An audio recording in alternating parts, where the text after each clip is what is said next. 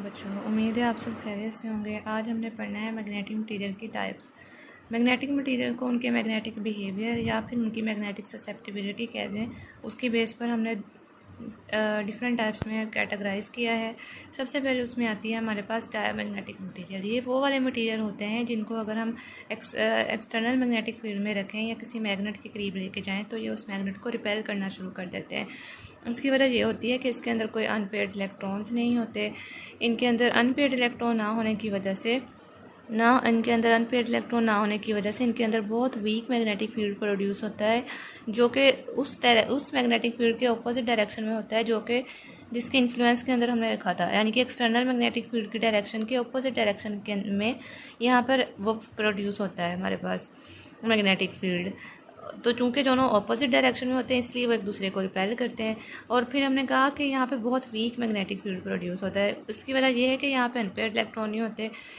Unpaired electron ही अगर होंगे तभी हमारे पास जो है ना वो कोई चीज़ मैग्नेटिक बिहेवियर शो करेगी या उसकी तरफ अट्रैक्शन शो करेगी मैग्नेटिक फील्ड की तरफ, वरना नहीं करेगी। यहाँ पर अनपेयर्ड इलेक्ट्रॉन नहीं थे इसी वजह से, और फिर जो बहुत वीक सा मैग्नेटिक फील्ड प्रोड्यूस हुआ वो भी उसके ऑपोजिट डायरेक्शन में, इसी वजह से वो उसके साथ रिपल्शन हुई।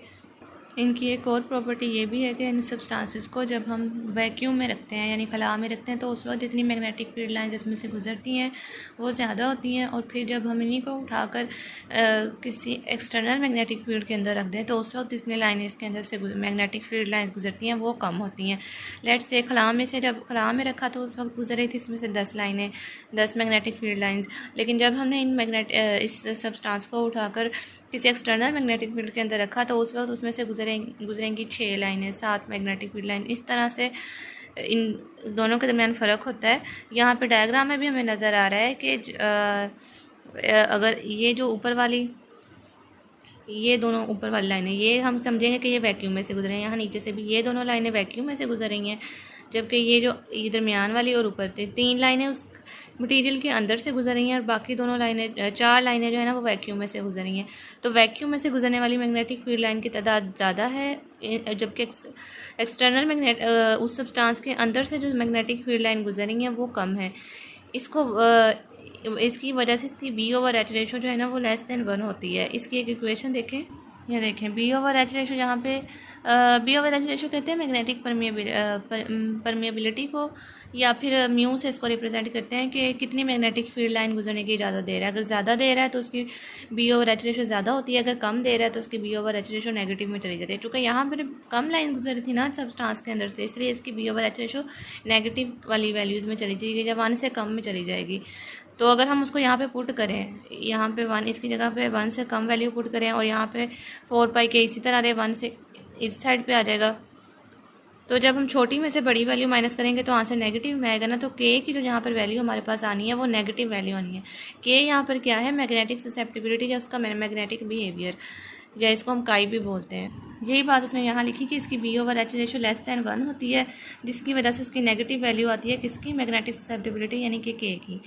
आगे उसने यहाँ पे इसने जो होल्स से डायग्राम में रिप्रेजेंट हो रहा है, ये होल्स रिप्रेजेंट कर रहे हैं कि ये खाली है। खाली से मुराद ये है कि इसके अंदर कोई अनपेयर्ड इलेक्ट्रॉन नहीं है, यानी इसके अंदर कोई माइक्रोमैग्नेट मौजूद नहीं है। असल में अनपेयर्ड इलेक्ट्रॉन ही किसी चीज़ की मैग्नेटिक बिहेवियर को अच्छा बनाते हैं। जितने ज़्यादा अनपेयर्ड इलेक्ट्रॉन होंगे उतना ज़्यादा वो चीज़ मैग्नेटिक होगी। यहाँ पे एंड पे उसने कहा कि diamagnetic substance independent of field strength and temperature, यानी कि इसके अंदर ना तो डायमैग्नेटिक सब्सटेंसेस को टेम्परेचर से कोई फ़र्क पड़ता है कि आप टेम्परेचर बढ़ा दें तो उनका मैग्नेटिक बिहेवियर बढ़ जाए, या ना ही उनको फील्ड स्ट्रेंथ से कोई फ़र्क पड़ता है। नेक्स्ट है हमारे पास पैरामैग्नेटिक मटेरियल। इसके अंदर हर चीज़ उलट हो जानी है डायमैग्नेटिक के केस में जैसे थी, यानी वहाँ पर हमने क्या कहा था वो रिपेल करते हैं, यहाँ पे हम कहेंगे वो अट्रैक्ट करते हैं। वहाँ पर अनपेयर्ड इलेक्ट्रॉन नहीं थे, यहाँ पे अनपेयर्ड इलेक्ट्रॉन मौजूद हैं, उनको हमने एरो से यहाँ पे शो भी किया हुआ है। अनपेयर्ड इलेक्ट्रॉन की बात हो रही है।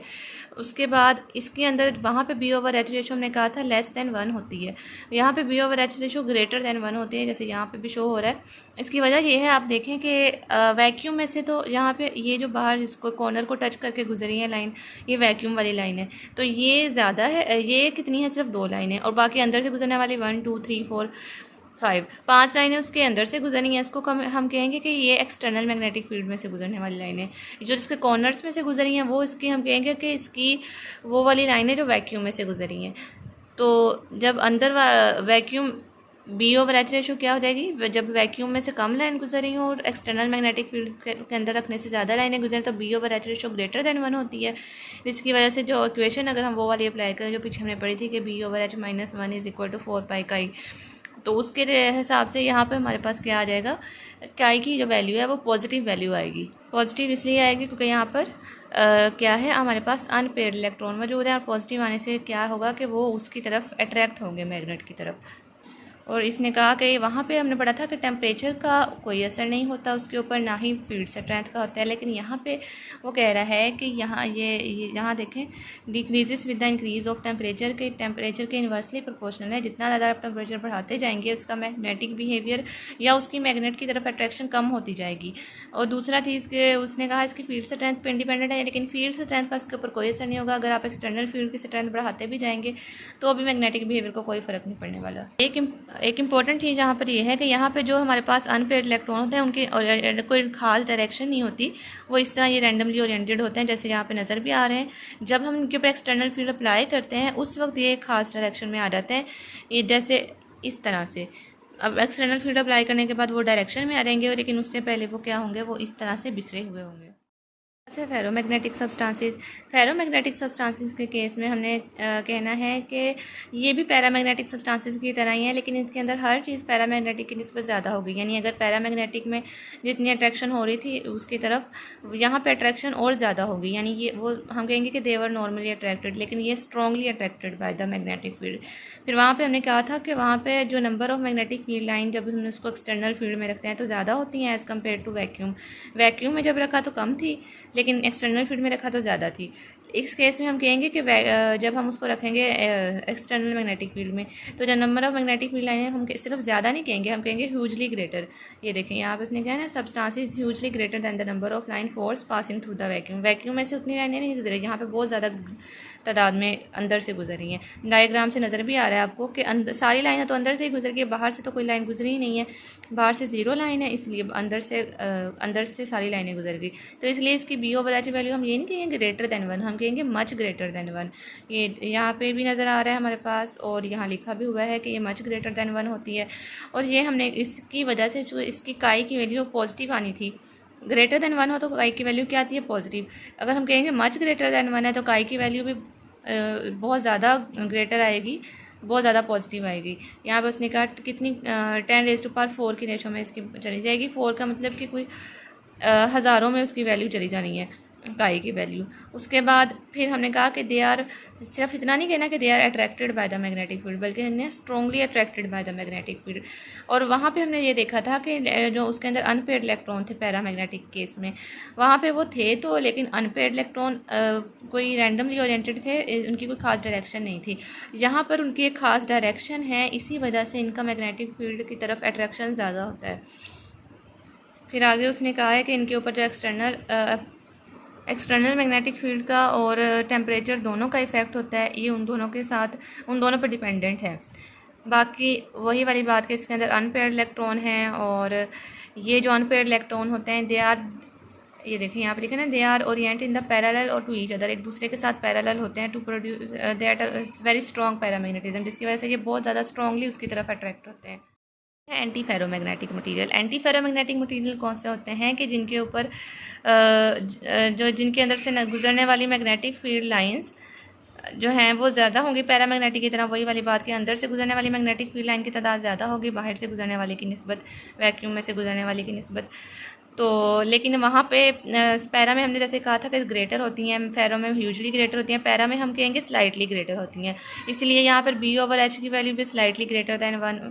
तो और यहाँ पे जो दूसरा क्या नाम है, के की वैल्यू जो है ना, स्मॉल पॉजिटिव वैल्यू, वहाँ पे हमने कहा था लार्ज पॉजिटिव वैल्यू आती है फेरो के केस में। और यहाँ पे जो इलेक्ट्रॉन, अनपेयर्ड इलेक्ट्रॉन तो हैं, लेकिन वो एक दूसरे के साथ उनकी एक खास डायरेक्शन भी है। लेकिन डायरेक्शन कैसे है कि एक ऊपर की तरफ होगा, दूसरा नीचे की तरफ, यानी ऑपोजिट टू ईच अदर है वो एक। तो इसलिए यहाँ पे इनकी अट्रैक्शन उसकी तरफ, एक्सटर्नल मैग्नेटिक फील्ड की तरफ उतनी स्ट्रॉन्ग नहीं होगी जितनी कि फेरो के केस में थी।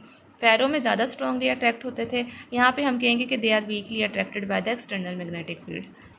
बाकी एंड पे वो कह रहा है कि यहाँ पे टेम्परेचर के ऊपर उसने कहा है अमूमन ये डिपेंड करते हैं इनकी जो मैग्नेटिक बिहेवियर है, और फील्ड स्ट्रेंथ के ऊपर इनकी डिपेंडेंस टाइम टू टाइम होती है, कभी हो जाती है कभी नहीं होती। बस ये हमारे पास टॉपिक ख़त्म हो गया। नेक्स्ट हमने इंशाल्लाह पढ़ना है कि किस तरह से हम इस मैग्नेटिक बिहेवियर को डिटरमाइन करेंगे कि कैसे कोई चीज़ डायामैग्नेटिक है या फेरोमैग्नेट है या एंटी फेरो है, पैरा है, क्या है। उसके लिए 2 तरीके पढ़ेंगे, वो इंशाल्लाह आएगा नेक्स्ट लेक्चर में। अगर आपको वीडियो अच्छी लगी है तो वीडियो को शेयर करें, इसको लाइक कर दें और चैनल को सब्सक्राइब कर दें ताकि इस तरह की और वीडियोज़ आपको मिलती रहें। शुक्रिया।